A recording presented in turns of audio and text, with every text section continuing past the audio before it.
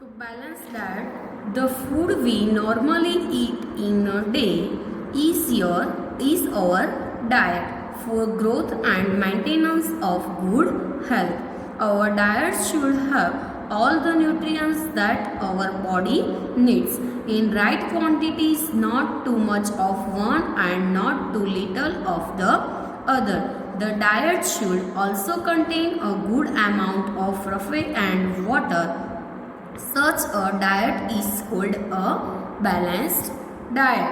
तो क्या है कि the food we normally eat in a day is our diet. तो क्या है कि मतलब कि दिन में जो हम नॉर्मली फूड लेते हैं वो हमारा क्या हो गया, डाइट जो है वो हमारी बॉडी के लिए अच्छा growth and maintenance of good health के लिए क्या है वो हेल्पफुल है. और हमारी बॉडी के लिए भी वो क्या है, हेल्पफुल है. वो हमारे डाइट में सभी न्यूट्रिएंट्स की ज़रूरत होती है इन राइट क्वांटिटीज, या मतलब कि सही मात्रा में चाहिए. नॉट टू मच और too much of one and not too little of the other. यानी कि एक का बहुत और अधिक भी नहीं और दूसरे का भी बहुत कम नहीं. तो the diet should also contain a good amount of protein and water की गुड अमाउंट होना चाहिए. Such a diet is called balance diet है. यही बैलेंस डाइट में दिया है. तो do you think that people of all ages need the same type of diet? Do you also think that what we need for a balanced diet would depend on the amount of physical work that we do. तो prepare क्या करना है कि do you think that people of all ages need the same type of diet? तो आपको लगता है कि सभी एजेस के लोगों को सेम टाइप का डाइट की ज़रूरत होती है? तो do you think that balance diet के लिए हमें क्या करना पड़ता है, फिजिकल वर्क करना पड़ता है. Prepare a chart of whatever you eat over a period of a week. Check whether all the nutrients mentioned are present in one or the other food items being eaten within a day or. So क्या prepare करना है, chart prepare करना है किसका, whatever you eat over a period of a week. मतलब कि week में आप जो भी खाते हो उसका क्या करना है, चार्ट प्रिपेयर करना है वीक पीरियड का. ठीक है. तो और आपको वो भी मेंशन करना है कि सभी न्यूट्रिएंट्स एक दिन में जो खाए वो दूसरे फूड आइटम्स में है कि नहीं, वो क्या करना है आपको चार्ट में मेंशन करना है. Pulses, groundnut, soyabean, spotted seeds यानी कि moong and Bengal gram, fermented foods, South Indian foods such as idlis. तो अ कॉम्बिनेशन ऑफ फ्लोर्स, उसमें क्या है, missi roti, thepla made from cereals and pulses, उसमें से जो बनता है वो बनाना, spinach, sattu, jaggery, available vegetables and other such foods provide many nutrients. तो ये सारे क्या करते हैं, मैनी न्यूट्रिएंट्स प्रोवाइड करते हैं हमें.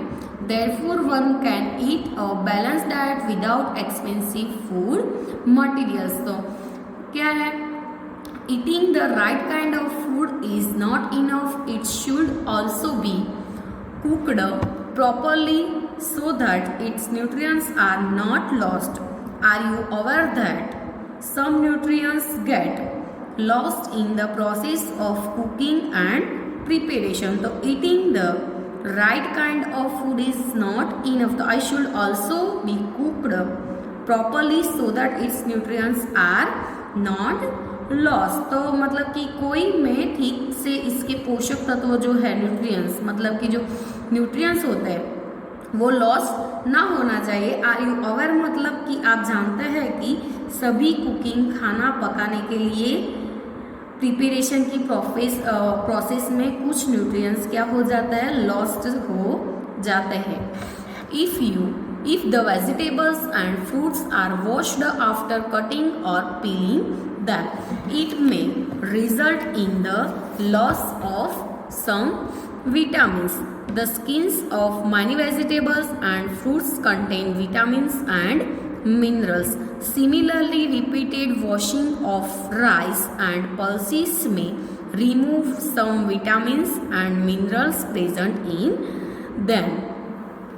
तो क्या है कि if the fruits and vegetables washed after cutting और peeling, तो क्या है इसमें कि तो फ्रूट्स एंड जो फ्रूट्स की हम छाल उतारते हैं वो यदि वेजिटेबल्स और फ्रूट्स को काटने या छोलने के बाद क्या होता है वॉश किया जाता है, तो उसको रिजल्ट्स में क्या होता है जो सम विटामिन्स होते हैं वो क्या हो जाते हैं, लॉस हो जाते हैं. हम क्या करते हैं उसके छोलने के बाद वो करते हैं. तो फ्रूट में से एंड वेजिटेबल में से the skin of many vegetables and fruits contains vitamins and fruits.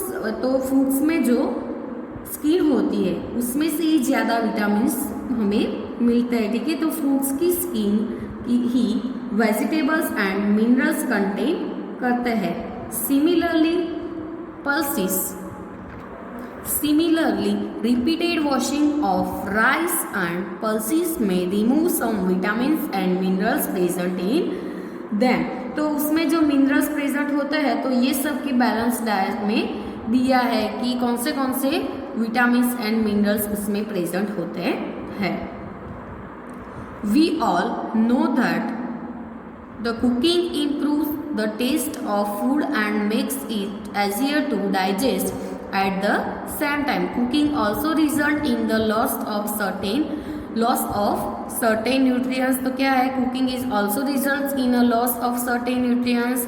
Many useful proteins and considerable amount of mineral are lost in excess water is used during cooking and it's thrown away. तो ये सारा पहले देखा कि eating the right kind of food enough I should be also cooked properly. तो पहले ही देखा था कि कोई फूड में से ठीक से इसके पोषक तत्वों मिलने के जो न्यूट्रिएंट्स होते हैं वो क्या हो ना जाए, लॉस ना हो जाए. ठीक है, वो ही है इसमें बैलेंस डाइट में. तो vitamin C gets easily destroyed by heat. Vitamin C क्या करता है, हीट को इजीली डिस्ट्रॉय बाय किससे होता है, heat. During cooking would it not be sensible to include some fruits and raw vegetables in our diet? So Bujo thought that fats would be the best foods to eat all the time. A katori यानी कि bowl of fat will give much more energy. वो क्या देते हैं, much more energy. तो पहले देखा था कि फैट्स में से क्या मिलता है, ज़्यादा एनर्जी मिलता है. Then a katori of carbohydrates rich food isn't it, so he ate nothing but food rich in fats, fried food like samosa and puri यानी कि स्नैक्स, मलाई, रबड़ी एंड पेड़ा, ये सारे स्वीट्स में से. Do you think he was right, ये right है, no of course not. It can be very harmful for us to eat too much fat. तो ये सारे से हमें हमारी बॉडी में क्या आता है, ज़्यादा फैट जमा हो जाता है, क्योंकि ये सारे कैसे हैं, एक समोसा, पूरी, स्नैक्स, मलाई एंड रबड़ी एंड पेड़ा यानी कि स्वीट्स, ये सारी फैट वाली चीज़ें हैं. तो ये हमारी बॉडी के लिए कैसा है, हार्मफुल है, डेंजरस है. इसके बाद है 2.4 डेफिशिएंसी डिजीज. तो a person may be getting enough food to eat but sometimes the food may not contain a particular nutrient. If this continues over a long period of time, the person may suffer from deficiency.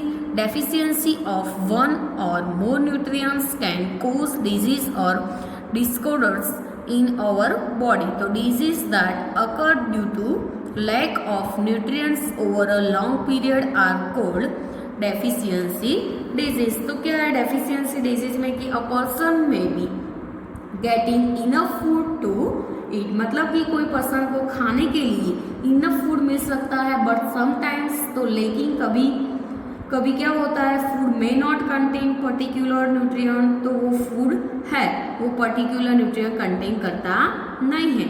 यदि यह long period of time continuous रहता है तो the person में suffer from its deficiency, तो ये person उसकी कमी से क्या है, पीड़ित हो सकता है।